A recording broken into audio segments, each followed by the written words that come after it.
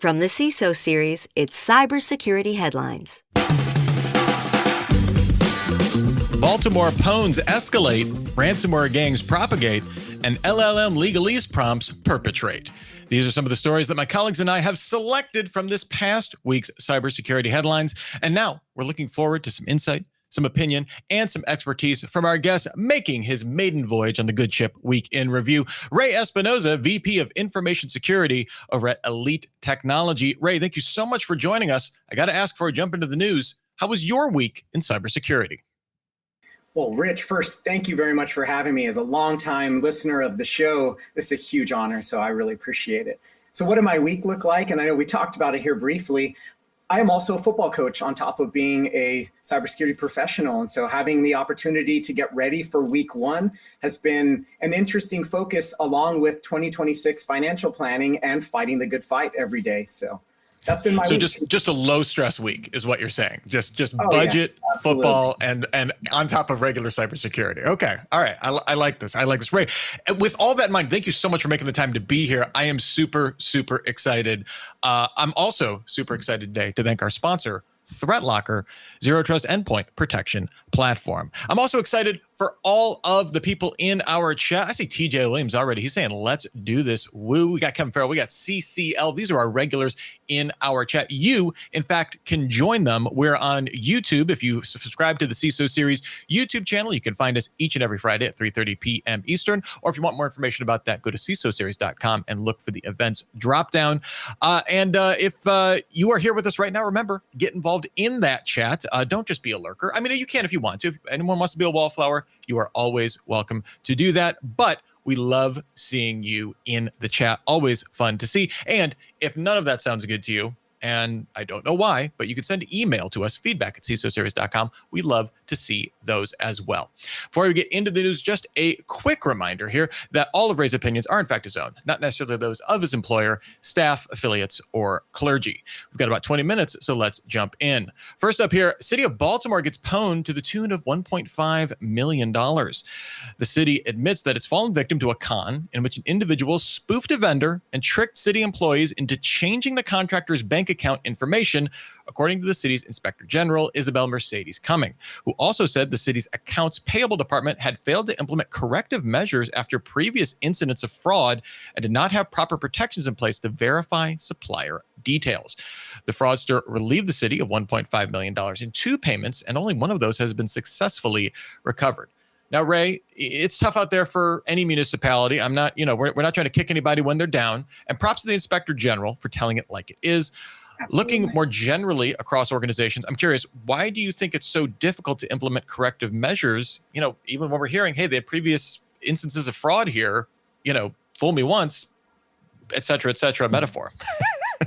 I think it's a really tough problem to solve, right? So you experience an issue the first time and you're thinking about what can we learn from it? How do we make this better? Are we training folks? Maybe there's some technology that we can invest in. Can we solve this problem somewhere and then continue to move on to the next fight? And I think maybe there was part of that historically, and I don't know. I haven't been in the building, and so I don't have any additional insight. But as I think through, then it happens again, and then you start to realize, maybe we did some training and maybe we did some technology, but did we actually try to address some of the processes that can create a much stronger gate for these types of threats to occur? Because this is typical business email compromise. There's no link, there's no attachments. And so, your email security vendor is not likely to find it unless you have somebody new, or at least those that I'm hearing that are promising better results with AI now of being able to spot fraud. But I think that's the piece that many folks have missed. And I know when I look back years back as a longtime security leader, sometimes you're addressing the issue the best that you can with the tools that you have, and then you move on to the next one because you see the fire on the horizon. So I would guess that maybe something like that happened here. But then when it happens again, then you're like, okay, team, now what can we do to actually protect this? Because this has a real monetary impact on our organization. Yeah, and presumably, already resource constrained. I don't think many municipalities have $1.5 million to spare, regardless of where that money would be going. Yeah, that process part of it is the interesting thing, because when we're talking about all this the rise of deepfakes or just like this type of fraud being able to bring to scale at a much more personalized level than ever before imaginable. A lot of the solutions are, well, we need to integrate AI into all of our systems. We need to, have put all of these speed bumps in place, but without linking that back kind of to, human process that's going to need to be the final interface at one point or another. Yeah, I think a really great perspective there, Ray, in terms of maybe that being the missing piece for a lot of organizations. And I wonder too, is there a security culture there? And I've been at organizations large and small and in varying stages of their overall security journey where employees feel deputized and they feel that there's a level of entitlement that they have to protect the company, to protect their data. And as silly as that sounds, right? If you think about it, we all care about our jobs. We all care about protecting the company and the data and everything else that we're doing. But I've been at organizations where, like I had to go in, I'm like, wow, okay, like I have my work cut out for me, but I need to change, the culture here. And then there's others where I've been able to build it, or I walked into and I'm like, heck yeah, everybody's like security, and then I see this thing and it makes me nervous. What do you think? What can we do? And I'm like, holy cow, this is amazing when you're already thinking like that. I have to wonder sometimes that these organizations that have been under-resourced and underfunded, is it easy to fight the good fight every day when you feel like you're just getting beat down? Like maybe that's what was going on there, but it is interesting to think about. All right, next up here, ransomware gang takedowns create more smaller gangs. Cybersecurity observers are warning that the success that law enforcement agencies globally have enjoyed in taking down large operations, we've covered them on the show, Lockbit, Black Cat or Alpha V, and Hive, does have a darker side. Since the takedowns focus largely on impounding or destroying the gang's infrastructure, but not arresting the operators per se, this has allowed the gang members to reform in a greater variety. Malwarebytes tracked down 60 new ransomware gangs operating this year. Researchers are attributing this growth to a mix of domain experience, commoditized malware, and abundant AI, which is lowering the barrier to entry. Kind of looks like a no-win situation for the good guys. Hey, we took down the big bad guys, and like a Hydra, they just sprouted a bunch of new heads. Ray, I'm curious, what are your thoughts? Do we need to broaden just from the infrastructure side of this and focus on the personnel as well? Like, can we view this in a good light, I guess? I mean, anytime you're taking threat actors off the street, that's a win. But when you realize like the underground economy is still there, you still have a small percentage of very advanced threat actors who have skills that others don't. And rather than them taking on the risk of taking on these attacks, that's like, well, I'll just create the software to enable you, Rich, if you want to go, defraud these folks. And, you're just going to give me a small percentage of that. I mean, you think about it from a business perspective, and I try to, and I'm looking at it as a logical human being here and, trying to protect others because that's my nature. I mean, like that's bad, but it'd be silly of me to pretend that that doesn't exist. And so I think the more that these software kits become commoditized and being sold to other threat actors, the easy it is for them to get involved. The barrier to entry used to have to be an elite hacker, like 20 years ago. And I talk about that because I'm a little bit older, right?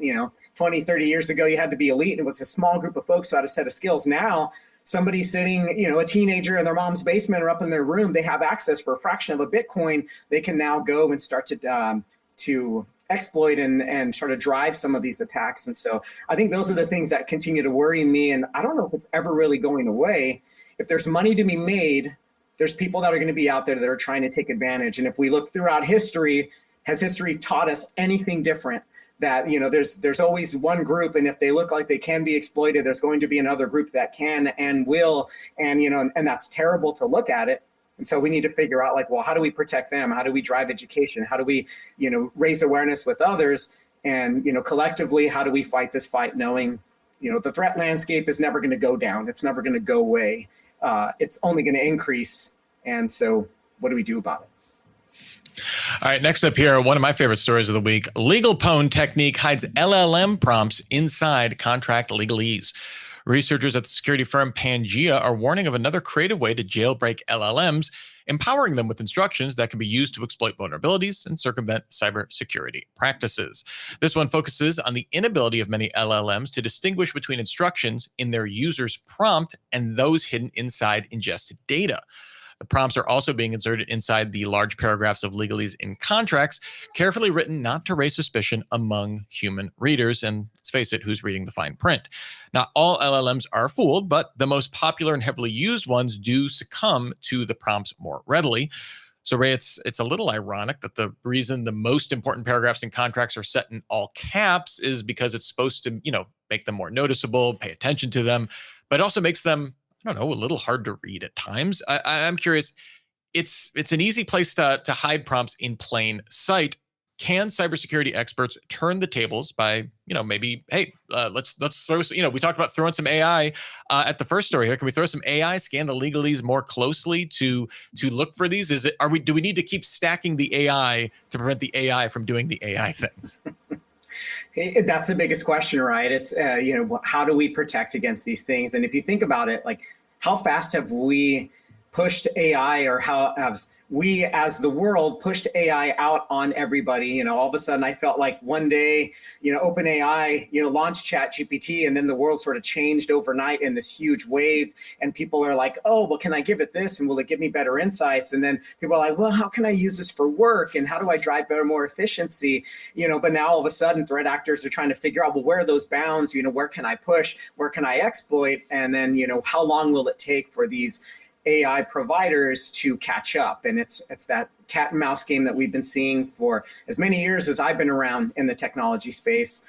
So I think it is interesting. You start thinking about, well, can you trust one group to help you put good guardrails around what comes in to prevent this type of stuff? And so I think it's going to continue to maybe get a little worse before it gets better, because the rate of innovation seems to be happening faster, really, than those guardrails that are coming in. But I don't know. I sure do talk to a lot of founders and folks across the world who are trying to solve the AI security problem in a number of different ways. So maybe there is hope on the horizon.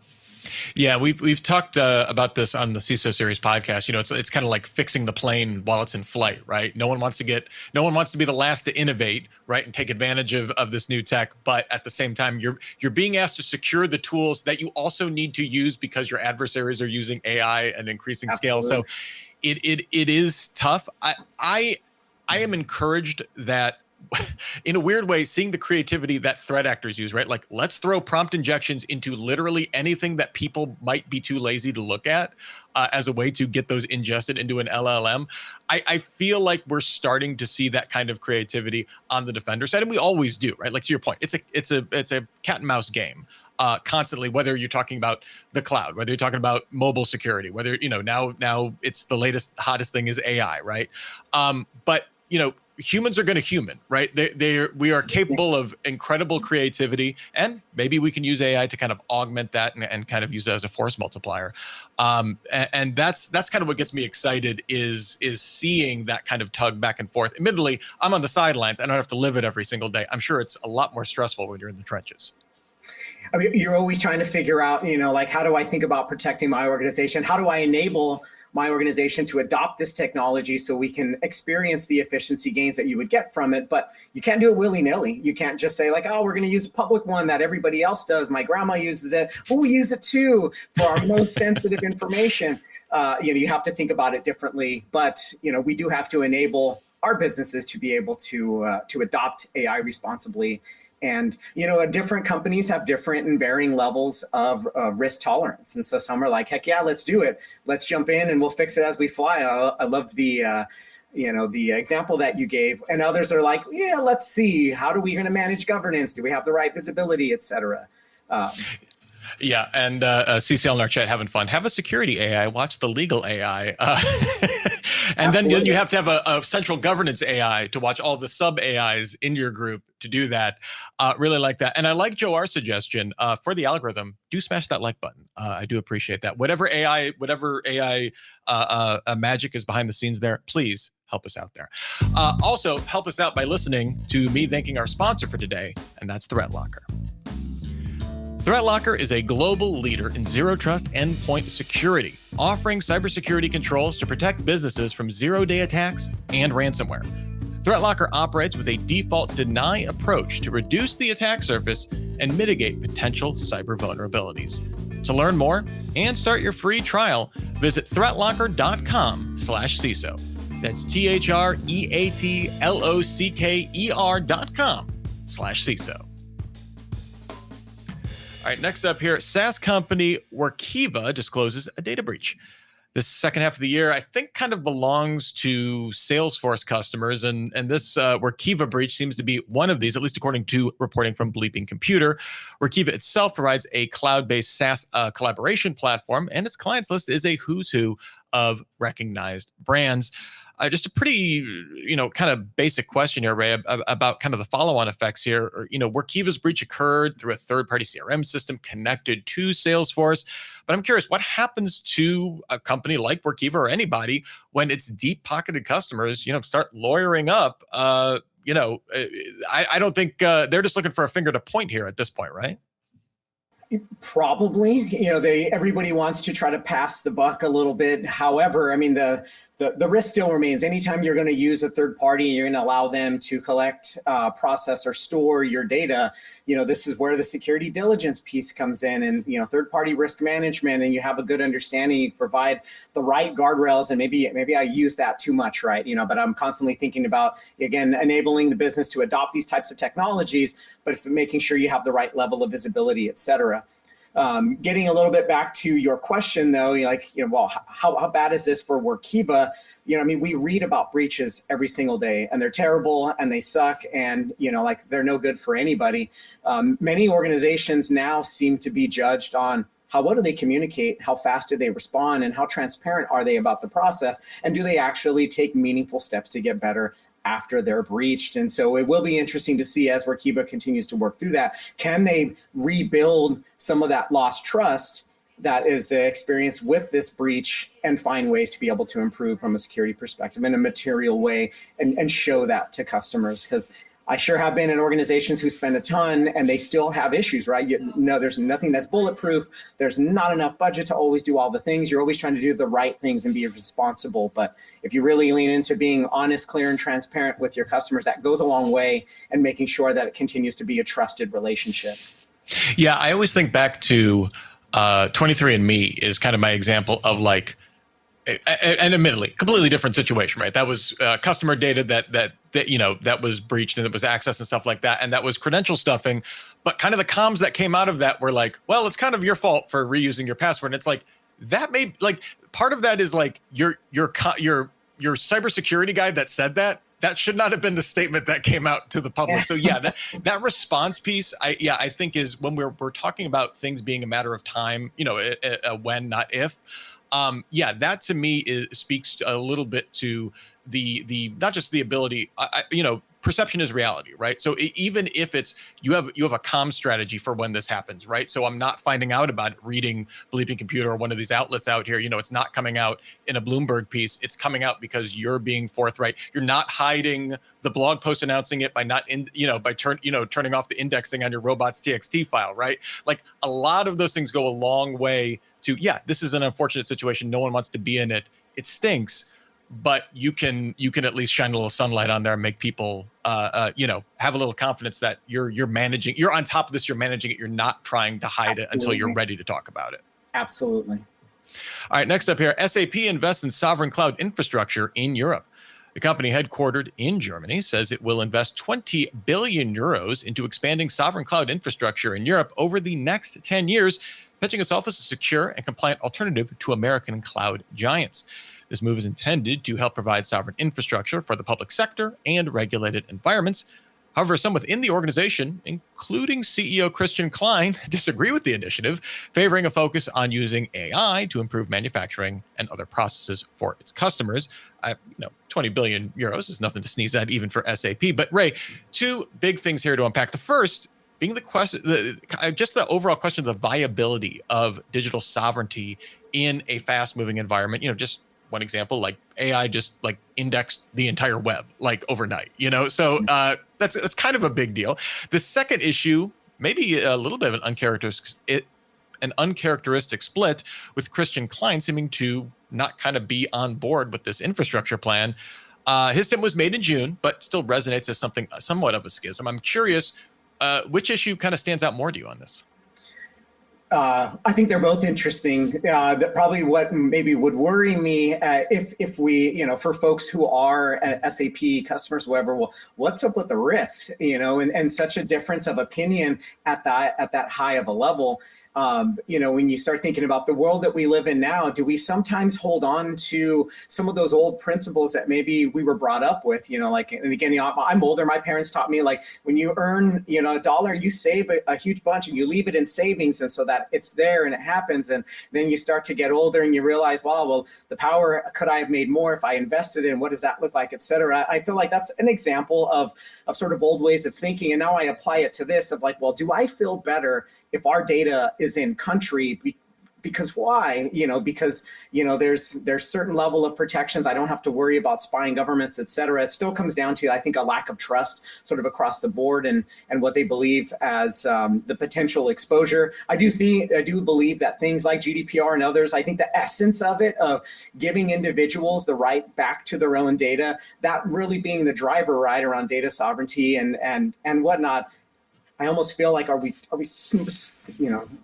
moving it slightly to make it fit to, part of like our old way of thinking of like, years ago we thought, I want software in my own closet here in our building or in our own data center cage because it's ours. And the cloud four came walls. and we got these walls. We're going to use them. Yeah, exactly. And then the cloud came, and it's like, well, now I have to think about, can I apply similar logic but in different ways with different controls, et cetera. So to me, it feels like there's a little bit of that going on, but I do have to wonder too, if there's a rift there at the top, what does that mean overall from, their overall direction? The last I know, most CEOs have a pretty strong voice around like the direction of the organization. So we'll be interested to watch. Definitely. All right, our last story here. Cephalus ransomware spoofs Sentinel-1 as attack vector. A new ransomware named Cephalus is casting its spear at various professional firms in the US and Japan. It leverages remote desktop protocol, or RDP, accounts that have not been secured with multi-factor authentication, tisk, and then drops a real program executable from security firm Sentinel-1 into the computer's downloads folder. This is then tricked into sideloading a malicious DLL.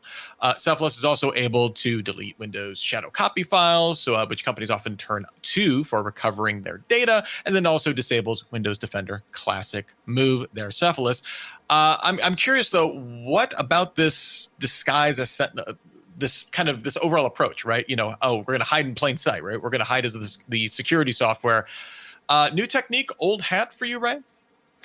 New technique, old hat for sure. I mean, gone are the days, or maybe not gone. I think it's just different threat actor groups who they want to break every window along the way to let you know that they're in because there's a certain level of fear about it. And then there's others who genuinely care about making money. It's like, well, let me take what I want first, and then I'll allow you to pay me maybe to give you your information back, et cetera. I think the scary point of that entire story is utilizing a well-known and trusted endpoint protection solution like Sentinel-1, and then using a sideload attack to be able to have that look good but have it not be good.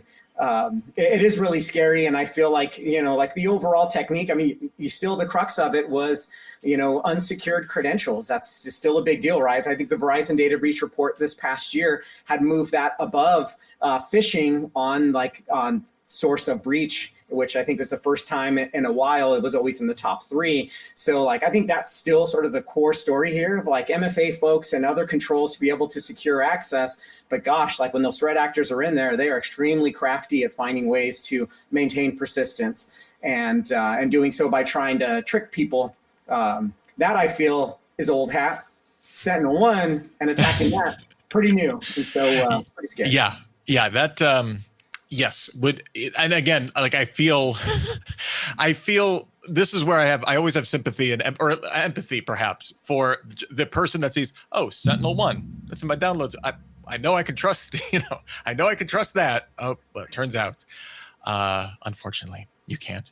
What we can trust, though, is for our audience in our chat to be having a fun time, helping make the show better, submitting stuff here. I love CCL. We didn't get to this quite in the SAP story, but CCL was speculating they were probably encouraged by Microsoft not to be able to guarantee that EU data cannot be accessed from the US. And that goes back to the whole, constant pendulum swing of the Privacy Shield and Max Schrems lawsuits, making those null and void. So yeah, great point, CCL. We had Maxtronic enjoying victim blaming in there. So lots of great stuff there, and of course, just lots of fun there. So thanks to everybody that was submitting, having fun in there. Always fun. Before we get out of here, Ray, I have to ask, of all the stories that we had in the rundown today, or maybe just the news of the week, was there any story that you want to give a big hearty thumbs up to, or a facepalm just kind of enraged you in the rundown this week? This may sound like a safe answer, but I promise it's not. I have a lot of empathy for folks who experience any sort of issue, and because there's always folks behind the scenes that are there to do the response and the cleanup and trying to drive communication, et cetera. And so I try to steer away from any of the face palms, because I don't want to judge folks that they're walking different paths. We're all hopefully moving in the same direction, but they're in different phases of part of their journey. So my heart goes out to folks who are compromised and have some level of breach that they have to work through, because a lot of people are going to do a lot of really hard work to try to get the company back to earn trust again. So. It is hard out there for everybody. So keep on trucking, folks. Ray Espinosa, VP of Information Security over at Elite Technology. Thank you so much for being on the show, for lending your expertise, for just helping us have a fun Friday running down the news here. Where can people find you online if they're so inclined and want to check out what you're up to? Would love to connect on LinkedIn. You can search for Ray Espinosa. I'm sure there's probably a dozen or so, but I seem to be the only one in cybersecurity, so maybe that'll help narrow it down. Well, and you can also look for the link in our show notes, or look on the video screen if you are watching the video version as well. Thanks also to our sponsor for today, ThreatLocker, Zero Trust Endpoint Protection Platform. Another big thank you to our audience. Always appreciate you being here each and every Friday at 3:30 p.m. Eastern. Don't forget, you can also send us feedback through email, feedback@csoseries.com. It's electronic mail. It's catching on. I think it's going to be here for the long haul. Remember to please join us next week. First up, we have Super Cyber Friday, where our topic will be hacking managed services, an hour of critical thinking about what questions to ask when you're looking for a provider. That starts at 1 p.m. Eastern, and then come on back for that weekend review with me, 3:30 p.m. Eastern. We're going to be having some fun. To register to join us for all of these good things, head on over to the events page at csoseries.com and subscribe on YouTube. Weekend review, you don't need to register. You just need to show up, and we'll have some fun time. In the meantime, you can still get your daily news fix every single day through cybersecurity headlines. Give us about 6 minutes. We'll get you all caught up. For myself, for Ray Espinosa, for our glorious producer, Steve Prentice, and for all of us here with the CISO Series team, here's wishing you and yours to have a super sparkly day. Cybersecurity headlines are available every weekday. Head to CISOseries.com for the full stories behind the headlines.